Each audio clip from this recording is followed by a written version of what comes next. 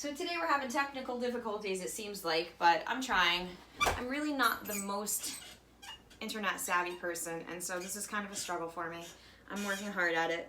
The people in my life are also working to adjust to the fact that I'm not always available because for the last 2 years I have been basically at people's disposal 24/7. So no one is used to the fact that I'm in the studio, leave me alone.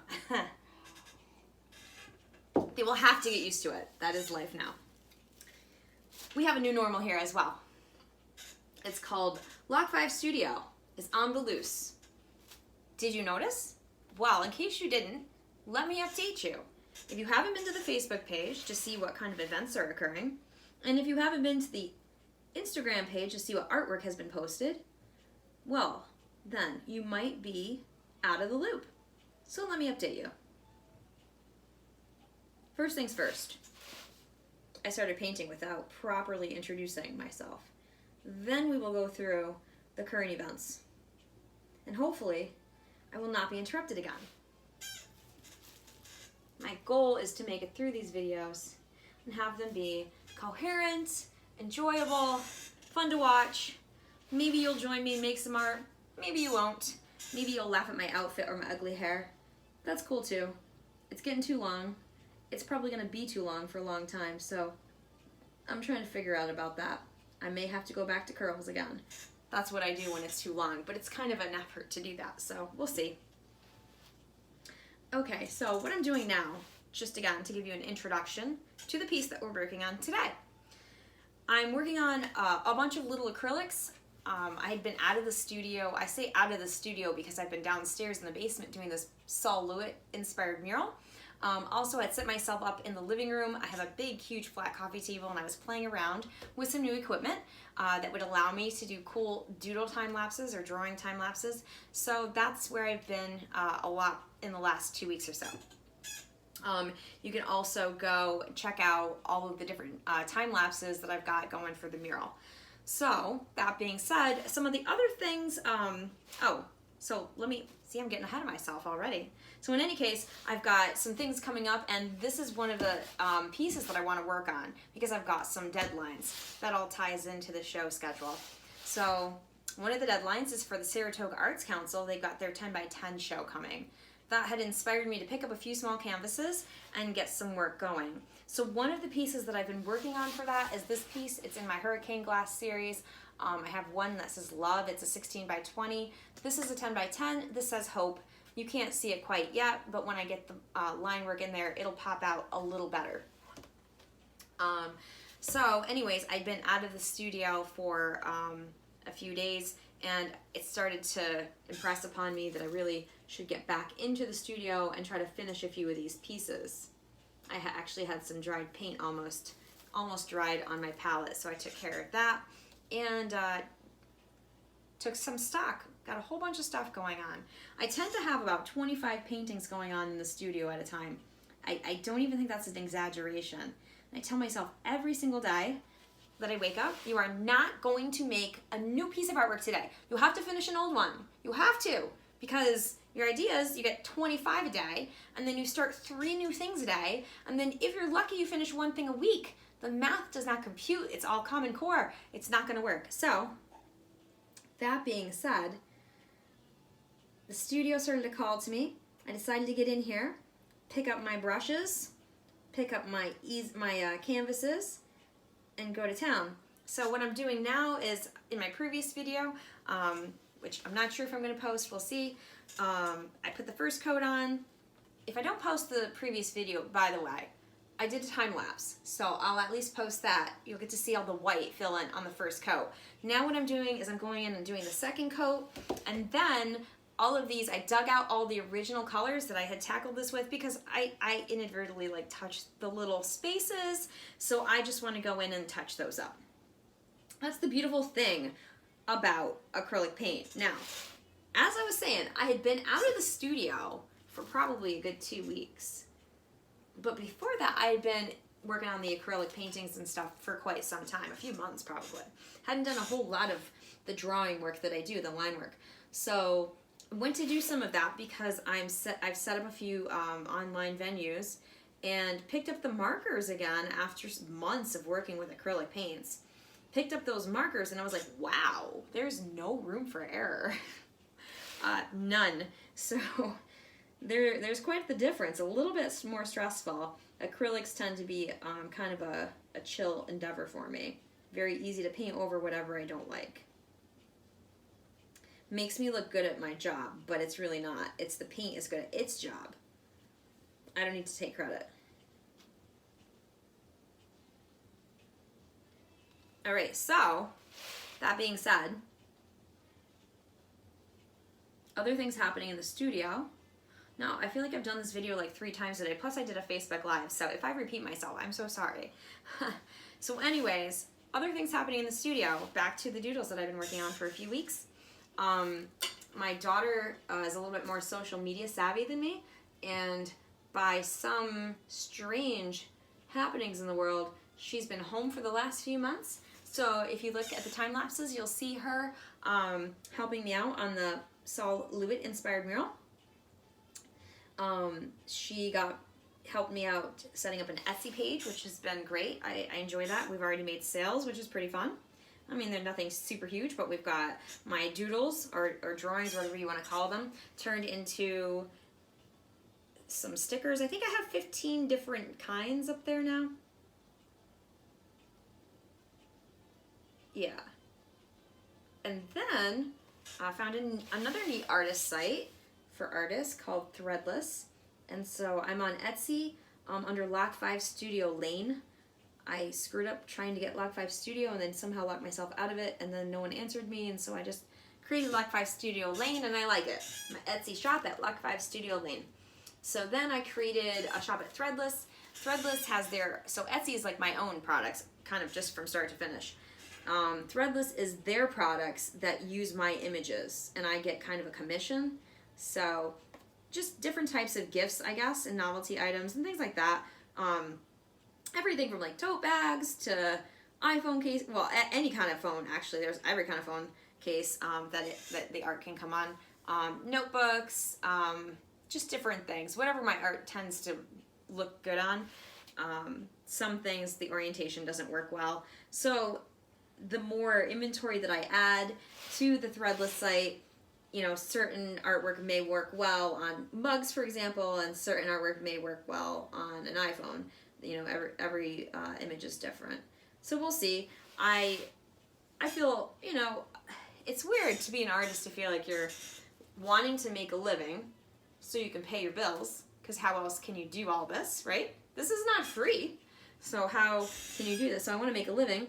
Then, you know, feeling sort of like, well, the rest of the artistic community think I'm weak or ridiculous for mass producing my image on things. But I encourage people to do whatever they can to find their way. Thomas Kincaid gets ridiculed by the artistic community for not making valid artwork, I guess you could say, but I would say that he made a valid living. He was happy, and so whatever his measure of success was worked for him. I don't know that there's any sort of nobility to starving.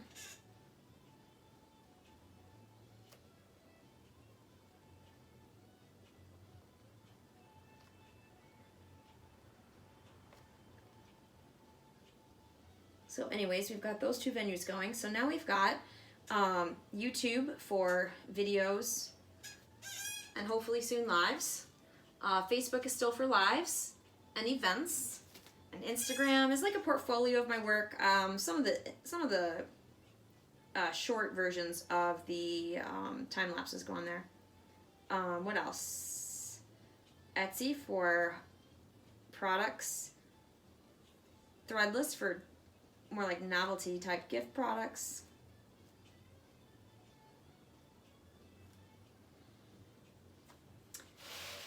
So those are all of the venues right now. So that's been fun and taken a lot of my effort. And then we've got the competitions. So as of late, I've been accepted into 2 juried exhibits. Basically, the way that works, if you haven't done exhibits yet and you're an artist, I would encourage you to do so. However, I would encourage you to be careful doing so. Every single venue has its own requirements and their own deal of what they want to do. So it's important, I think, to make sure that first of all, are you in the region? So are you even eligible? If it says California residents only and you're from upstate New York, it's important not to pay the money out. Is it the right medium? Does it say all medium? Does it say a certain medium exclusively? It could be age group. I just saw a show closed on one of the places that I like to frequent to check it out. It was a show for people over 60. So it might be a certain age group. Also, you know, it may say any subject matter or it may not. It may be specific. That's important. It's important to look at the judges. Where are they from? What does their artwork look like? What does last year's competition look like? Who were the winners? All of that stuff can matter when it comes to submitting your work to competitions. It's competitive. It's called a competition. So it's important to do a little homework before you put yourself out there, because if you don't and you start to get discouraged from your lack of success, well, it's understandable. You got to make sure that you're, not bringing your cat to a dog show, right? Also, another thing that's important and can be really tricky for people is being able to submit your work. Now, back in the day when I was doing competitions, way long time ago, it was intimidating because you had to have slides of your work and you had to have someone obtain, you had to obtain an image, and it was a little slide and it was complicated. You had to have certain sleeves to put the slides into that you're mailing with a check through the mail across the country, hoping to get a letter back in 3 weeks. That's how anxious I am. Nowadays, it's like, oh, I like this competition, done, submit. My bank is paid, the image is there, I've got an email confirmation, wow, okay. So, the process being easier is a good thing. It also makes it more competitive, though, right? Anybody with their smartphone and some art supplies can start entering into competitions. So then what do? How do you make yours stand out? How do you get accepted? When I go to competitions and when I show my work in galleries, I tend to be really positively received. That's interesting to me. What is it about my work that people find interesting? I don't think it's exclusively that I'm that compelling. I think it's just that I have something compelling to offer. I'm maybe not the most compelling person in the world. I'm pretty humdrum, in fact.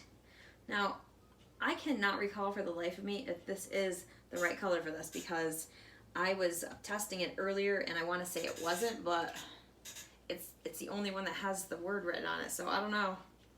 I have these all labeled. So the way that I do this, by the way, is I pre-mix all of my acrylic colors when I plan a big painting. So if you go onto my Instagram, you can see a portfolio of my work, and I have some paintings on there that are done in acrylic that are 48 inches by 24, 36. So those paintings take a good amount of paint. The last thing I'm going to want to be doing is trying to mix paint on the go. And it may make you laugh, but that is precisely what I had done when I was first starting out this process. Is I was attempting to mix up my paint on the go. And for what I'm doing here, I needed consistent batches. I don't necessarily need consistent batches when I'm doing watercolors. And when I do some watercolor videos, you can see I kind of will mix paint on the fly, and I will post some of those for you soon. But for my acrylics, I feel like it's kind of important to have that dye lot effect, basically. Like if you're someone who crochets, you know what or knits, you know what I'm talking about, right? You want to buy enough skeins of yarn within a particular dye lot so that there's consistency across the garment. Well, when I create my little jars of paint, same concept applies. The fact of the matter is, though, it's impossible for me to determine exactly how much paint I need, and I'll probably have extra. And so I'm going to figure out something cool to do with it. For this one, I decided to make this painting. I'm not sure that this is the red I want to use for this. It's slightly different. I don't know why that's mislabeled. I'll have to do some investigating after I'm done with this video. The main thing is that I just want to get all of the boo-boos off of here. Anything where the paint splattered and shouldn't have, or dragged into a next section or whatever. Once I've done all of that, then I feel like I could potentially go on to dig out my markers and start my line work. There's some of the blue that's a little sloppy, so I'm going to dig into that for a moment. Right now's the point, and right now's the time when I can do a lot of cleanup work from just, you know, the artist's hand in the work. The one thing I actually like about my work versus a lot of what I see are sort of computer-generated artwork is that you can see the artist's hand in my work. The fact that you can is actually not replicatable, cannot be replicated by a computer, the artist's hand. It's hard to do. No matter what, it just doesn't look quite insecure enough. Maybe that's where we are. Maybe that's what our humanity is, right? The insecurity of our hand, shaking a little bit, moving a little here or there. That's the artist's hand. The artist's hand is the humanity in it. But the artist's hand is what makes it so beautiful.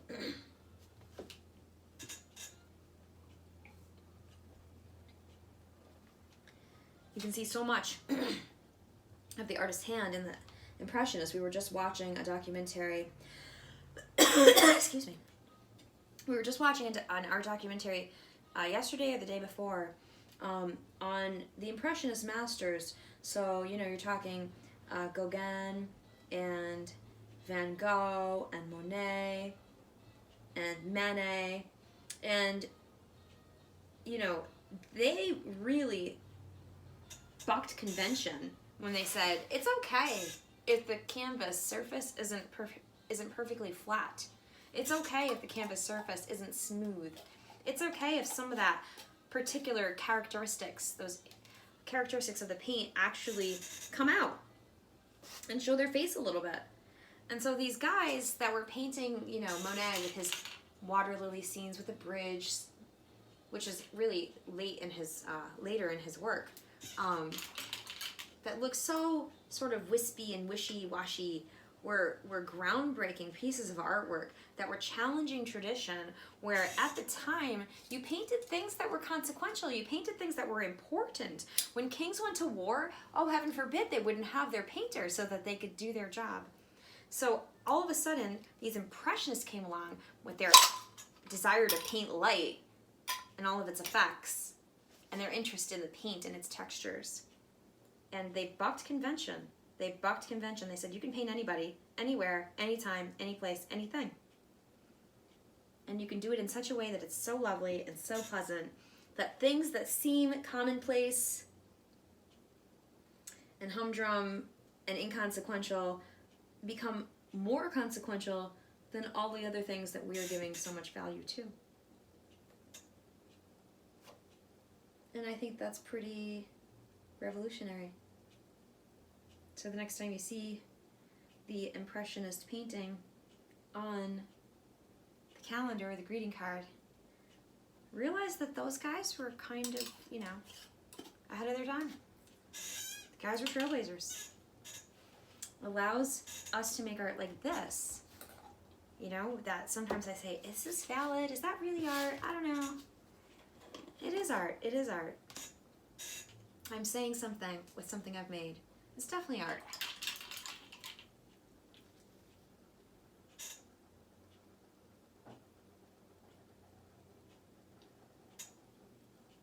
Part of the problem is I've just about run out of some of these paints. Some of them have gotten a little bit dry.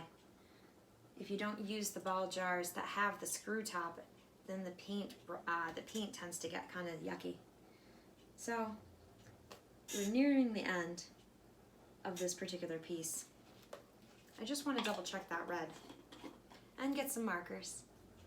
And maybe grab a fresh cup of tea. This one's just kind of at its end, the very last bit of the pot. Peach White from the Whistling Kettle. It's my favorite right now. They have the most delicious selection of teas, about 80, 85 teas. So if you have never been there, I highly encourage you to check it out. It keeps me going every single day. Anyways, that's enough for this video this time. I will be back soon. I will be looking to work on the line work on this, hopefully doing a time lapse on that too, because I think that would be really fun. I'll see you next time with some more work on these acrylic paintings and maybe digging into some other projects as well. All right, Talk to you later.